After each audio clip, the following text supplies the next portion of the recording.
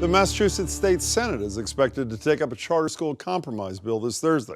Under the plan, the number of new charter schools allowed would be tied to funding for all public schools in the state, but it's not getting a very warm reception. Charter school proponents, among them Charlie Baker, say it will provide no relief to the thousands of kids on waiting lists hoping to get into one. And on the other side, opponents say charter funding comes out of already cash-strapped traditional public schools, and that's just the beginning. Joining me are Sonia Chang-Diaz. She's the chair of the Senate Education Committee, which crafted the compromise. Good to see you, Senator. We're also joined by traditional public school advocate Lisa Geisbond, an opponent of more charters. She's the executive director, of Citizens for Public Schools. Lisa, it's good to see you. And charter advocate Jim Sturgis. Jim is the executive director of the Pioneer Institute. Good to see you, Jim. We're going to start with you. Charter schools for dummies, and that's what it's got to be. Tell us the most important parts of what the Senate is going to vote on Thursday, Senator. Sure, absolutely. There's two twin pillars of this bill that it's really important for folks to understand. One is that the bill is going to bring forth tens of thousands of new seats across the Commonwealth in innovative classrooms for kids that are stuck in the achievement gap, particularly focusing on the districts that are the most struggling in the state. And the second is that the bill really keeps our eye on the prize of serving 100% of students in the Commonwealth, because for context, 96% of students in Massachusetts are served through the traditional public school system, through the districts, and 4% are served through charter. So 96%, it's important to remember that number. Even if you completely cleared the wait list and you assume, for the sake of argument, that the wait list is as big as, as many claim that it is, that might get the number as high as 8% of students being served through charter schools. And you just can't close the achievement gap with that small. And you bring that up because what you're talking about is you're talking about $1 billion increase over X number, 7 years or something, which would be the trigger. With that funding, the charter cap goes up. Without that funding, the charter increase does not happen. Is that correct? It's important to understand that it's incremental and it's proportional, right? So what we say is that the legislature is we're going to put ourselves on a 7-year schedule for implementing the foundation budget recommendations, which was a bipartisan commission of folks from across the education spectrum. But no money, no charters. Is that correct? No. Well, so if it's zero money, right? Yes, then you would not have a cap increase. Except, importantly, and this is a key one, this bill completely blows up the limit on charter schools that serve high-risk populations. And we've never had that before in Massachusetts. That's a first in our history. Don't you like that last part of that a lot? It's not as significant as you would think. Why not? Because if you listen to what the senator said, she said the bill opens up thousands more alternative seats. What she's including in that number is not just charter schools, Commonwealth charter schools, but many other types of charter schools. So we might actually see no increase in the number of charter schools. Except in those at-risk communities you're talking about, right? Absolutely. And big so is that a huge advance? It is an advance.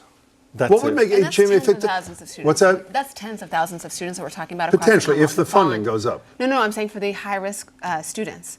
Students who fall into those population categories, that makes up tens of thousands of students. Beyond that, we're also increasing innovative seats by another. What could this bill do, Jim Sturgis, that would have caused you to say, it's not perfect, but it's good enough for me to sign on to? Look, we have about 100,000 kids who are in failing schools. We need to address it. About 34,000 on wait lists. We need to address that. That's what we think would be an important bill. And frankly, but the ballot question you support doesn't even come close to doing that.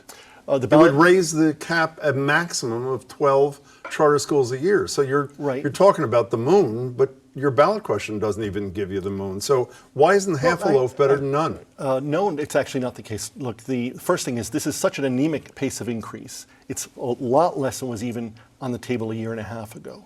That was hardly workable for charter schools at the time. And we're not even guaranteed that there will be more charter schools. It could be innovation schools, which frankly there's no data to support, et cetera, et cetera.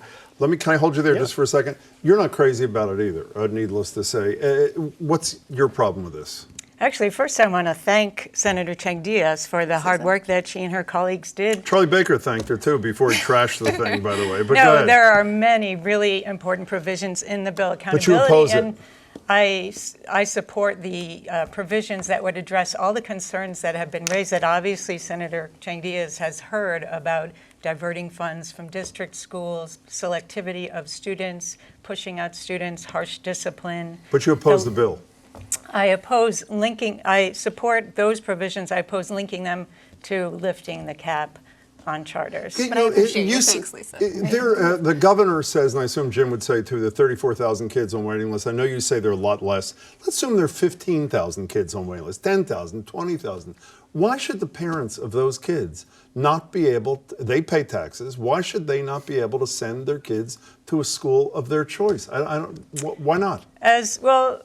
Two things. As my friend Juan Cofield from the New England chapter of the NAACP. Who also opposes this. Yeah, he says it's a fundamental creation of a two-tier, separate and unequal system of public education, and public education should serve everyone well. Yeah, but who is he to be saying? I mean, again, these parents, theoretically. All right, what about the 96% I understand, of parents? well, she's saying I'm taking care of the 96% by raising the revenue for all public schools, charters and traditional, over 7 years. What's that? It's not just the revenue, the money that the bill calls for, that it serves the 96% of students that remain in district schools. It's important to understand this. The leveling of the playing field that's in the bill that I think Lisa was expressing appreciation for is also in the interest of serving that 96%, in addition to the 4%. In the bill, we take a really hard tack on best practices, right? So replicating both best practices that some charter operators have demonstrated and holding all charter operators to that standard, and then also making sure that charters are operating under conditions that produce results that are actually usable for the core system. Senator, I'm sure that you and the Ways and Means Chair Karen Spilka consulted with both sides as I know you've met with a lot of people. Did you know that there was going to be virtually universal opposition to this thing from proponents and opponents when you released it? I think that's often a sign of a well-crafted compromise, is that you have but you folks want to on both win, sides. too, don't you? We want to win, but importantly, we want to win by doing right.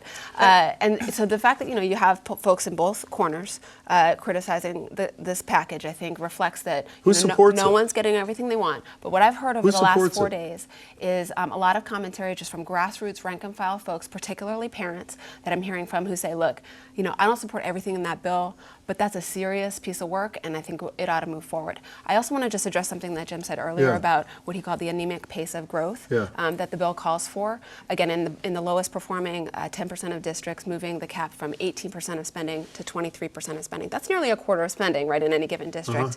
That's a pace that the mayor of the city of Boston, who is a very public advocate for expansion of charter schools, called for and specifically came to the legislature twice in the last year and advocated for. I want to get back to you for a second. I'm a taxpayer, and I believe in accountability, and I'm sure you do too.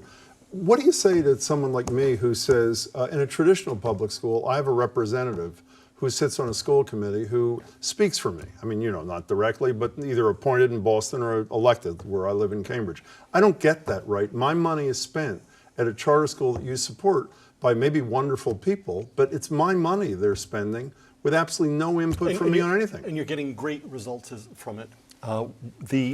It's not just Stanford, but MIT, Harvard, Duke, and many other studies have shown repeatedly that these are among the best achievement gap closing schools in the country. They're closed if they don't work. They go on probation if for a year there's some sort of malfeasance, financial or otherwise. That is nothing you even remotely see. There's a different kind of accountability, but you certainly have accountability. It's much stronger accountability than what we see in the Boston public schools. Jim, think about this. I know they're doing really well in the Boston public schools, but my kids were in the Cambridge public schools for pre-K through 12. And the parents who I saw who fought the hardest and were most involved in their kids' educations. Some chose charter schools, some chose not. And so aren't the comparisons unfair? Because I assume you would agree, let me finish the thought, that a kid is, if all things are equal, the kid who's going to do best is the kid whose parents are deeply involved in some fashion in the kid's education. To get into a charter school, I mean, I've read these stories about these lotteries where, people are in grade. You really have to fight like crazy and know how to work the system. So doesn't that skew the comparison? Jim, it does, but there are plenty of studies that do apples to apples comparisons of performance. And they say the kid who got into a charter school versus the kid who tried to get into a charter school but didn't get in, what happens to them? That's been done repeatedly, and it shows that the charter schools blow the doors off of the district schools. Now, we have about 100,000 kids who are in failing schools. Why do we morally have the wherewithal to say, wait, you got to wait 20 more years? She says, I'm going to fix them all. You're not going to, look, the fact is, 20 years ago, the Education Reform Act was passed and made a visionary statement. We expended a lot more money on district schools and created charter schools. What has happened in that time in terms of the performance in the urban district schools? Slight improvement in some cases, some declines elsewhere.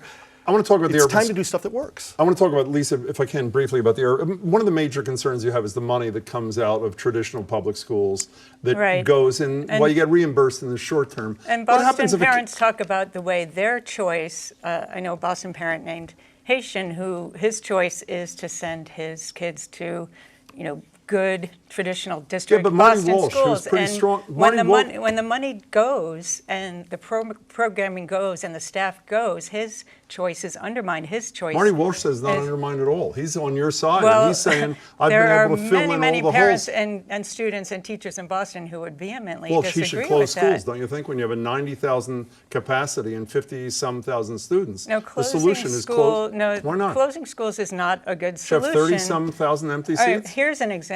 No, I'm This- asking you. Why isn't that the answer? I'm telling you that what we're doing is shutting down, taking funds away from successful district What programs happens like if a kid Diploma goes to a Plus. parochial school? What happens to the money?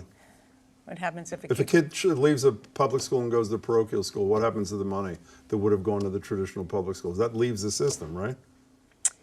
So what's the difference? Why, if a kid goes to a parochial school, you lose the money in the traditional public school, and in the charter school, you lose it. I mean, So if I can just jump Sure in you on a can. technical standpoint, the money stays in the public coffers, right? Everyone is paying tax dollars into the common kitty, right, in order to do the things that we say we believe in as a state.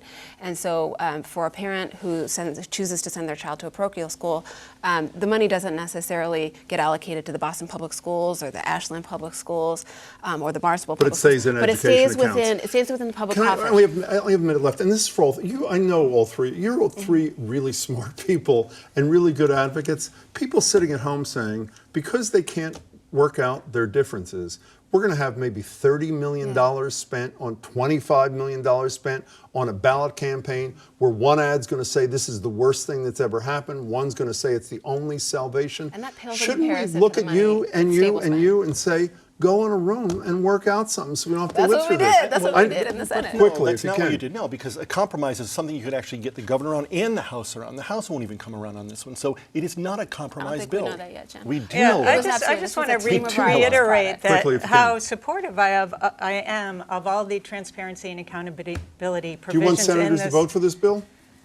I want them to vote for these provisions. Do you That want should them to be vote done, for the bill, though? The answer is no, right? not for the cap part of it, but Understood. for all the rest of it. I'm Jim, very Quickly, if you can. It's supportive. important. You said $25 million spent on the campaign. That pales in comparison to the $300+ million per year that it would cost the state to pay for the ballot initiative once it's fully We got to implemented. go. You guys can use our green room and try to work out a Thanks. deal right after the show. Lisa, nice to see you. Jim, you as well.